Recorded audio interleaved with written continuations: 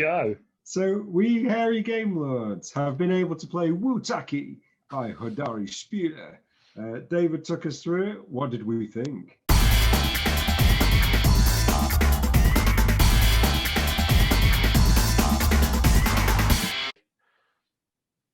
Short and sweet. Short and sweet, just like me. It says it's recording, so we can go. Yeah, definitely recording now, I think. So we hairy game lords have been able to play Wutaki by Hodari Spieler. David took us through it. What did we think? So in Wutaki, you are playing as a clan of worm-like creatures. It's non-specified, but you all live near to a gigantic volcano, and that volcano has some kind of beastie in the center of it. And somehow the worm clans have figured out that if they feed the volcano with different things, including wood and metal and not people though, that's sick. The volcano becomes appeased, and we are able to progress the different elements that we are putting forwards. I was the water kingdom. Everybody thought I was air, but I was actually water. And you are trying to kind of, I guess, fulfill these kind of godly deliveries into the belly of the beast. But there are a lot of different ways that you can, I guess, manipulate the worker placement in this game to come out on top. And who managed it in our game? Well, the designer. Yeah, the designer absolutely hammered us, didn't he? But to be fair, James, in our little internal game, the Hairy Game Lords game, with it, because going up against a designer of a game on your first play when you're all exhausted, it was a pretty much done deal. He was going to smash us, and he did. But to be fair to you, James, you won our internal battle. So this is you're getting a little bit. It's becoming a little bit too frequent. You turning up and winning. No, thanks to Dave though. So. I did manage to take you down, not one peg, I seem to remember, but at least 2 pegs. And it was, oh my goodness, I was entertained. Repeatedly on the ground. My clan of worm-like creatures were kicked to pieces on the ground, but we still came out strong. I think, James, if you set up an engine as strong as yours, you are asking for a good cooking. You had so many coins and so many additional resources. Because one of the things that the game allows you to do is to kind of upgrade the various worker placement spots on the board, so that and when you upgrade it, the beauty is everybody benefits from your upgrade. So it's not 3 coins now; it's 4 coins every time you visit the coin space on the board.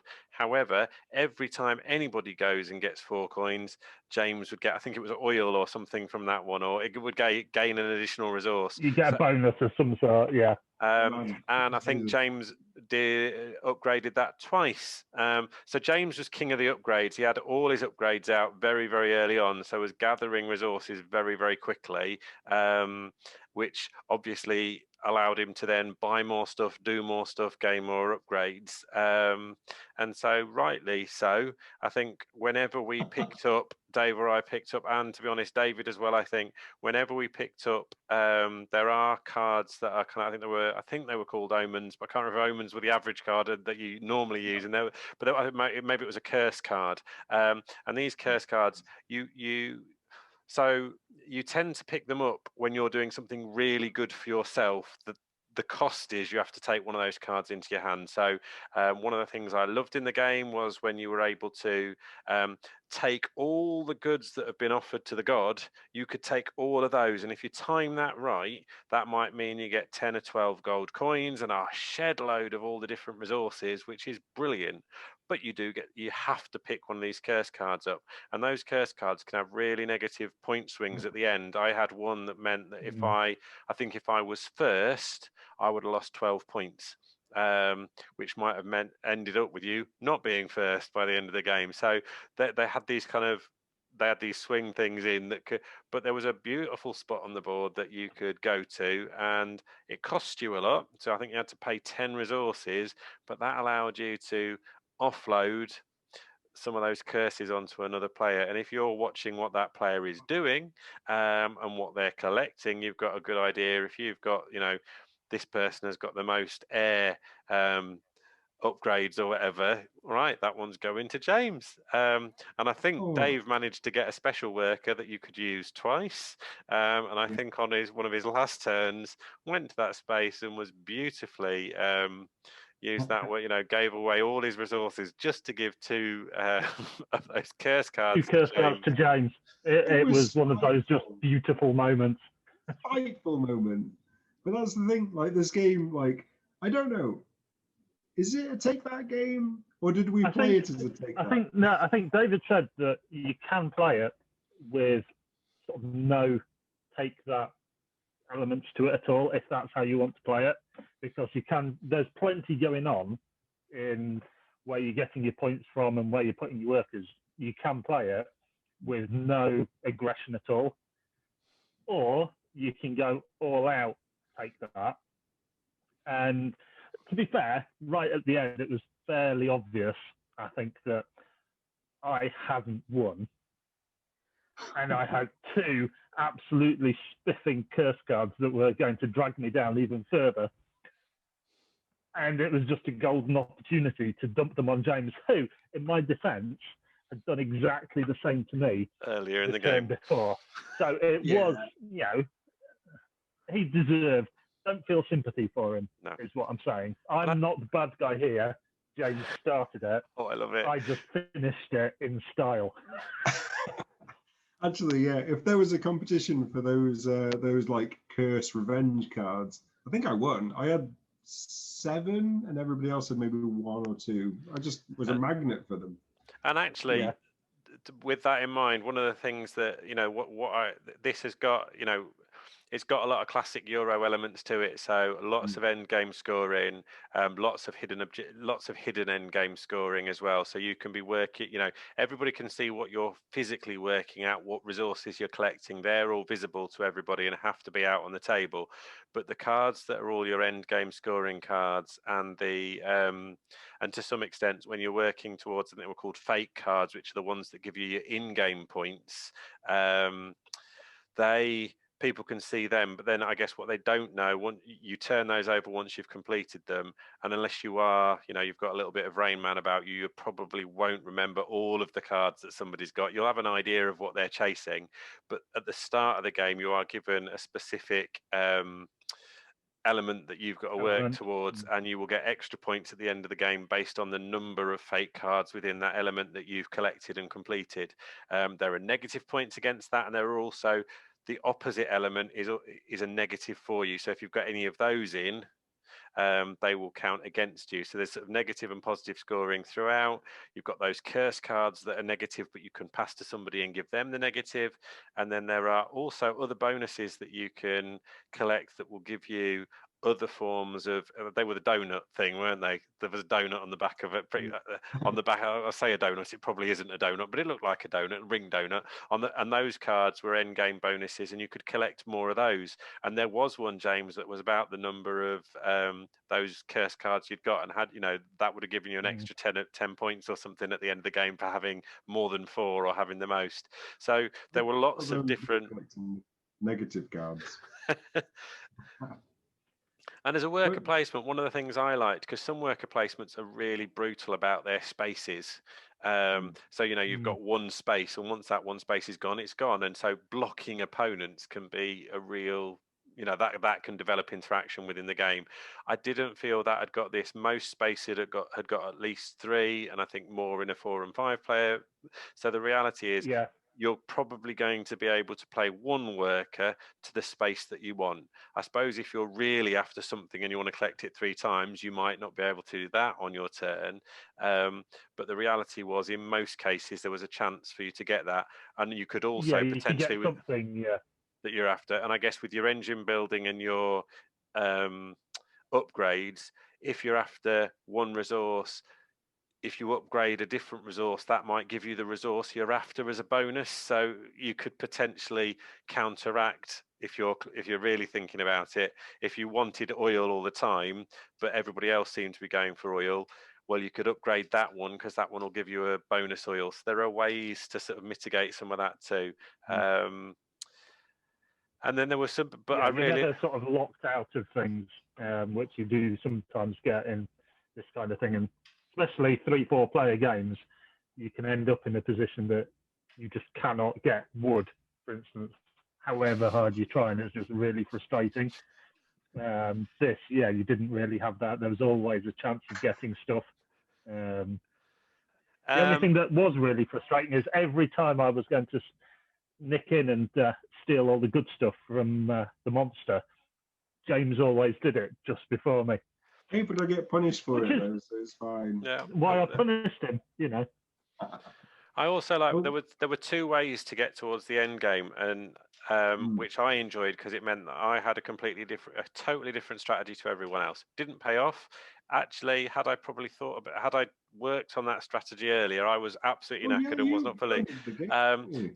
So had I probably thought a couple of moves earlier and started that earlier, I'd have been able to get a few more points out of a couple of other bits and probably closed the gap with James. I don't think I'd have got there because I think the longer you take, you miss other opportunities. So that's the problem with one of these games. You rethink your game, but actually it'll never work because you lose all the other things you're working to.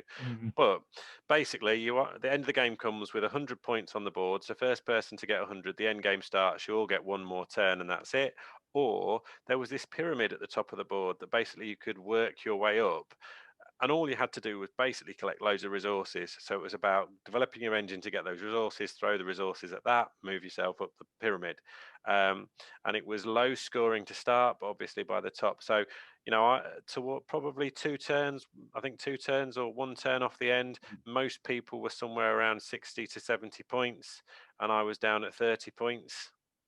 And in that last set of turns, I jumped up, got the final one on the pyramid, jumped up to equal with everybody, or actually, I think I was in second place at that point.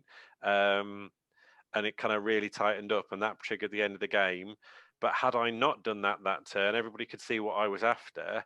And I think David was at 86 points. So all David would have needed to do is complete one more thing, and he'd have gone over the 100 points, and I would have been absolutely stuffed. So I had to finish it.